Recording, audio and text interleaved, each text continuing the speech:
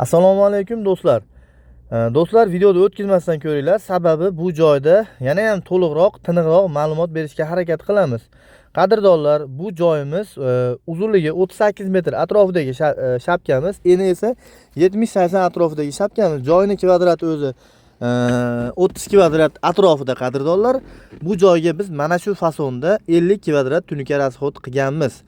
Xo'p qadrdonlar, tarnovlarni esa metrga hisoblaymiz. Metrini 55 ming so'mdan qilib berganmiz qadrdonlar.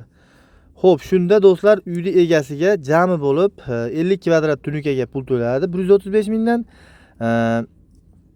38 metr tarnovga 55 ming so'mdan metriga pul to'ladi do'stlar. Shunda hozirgi kursga hisoblaganda taxminan 9 millionga yetib yetmay pul bo'ladi so'mda. Dollarga hisoblasangiz esa 700 dollarga tiniq 700 dollar pul oldik.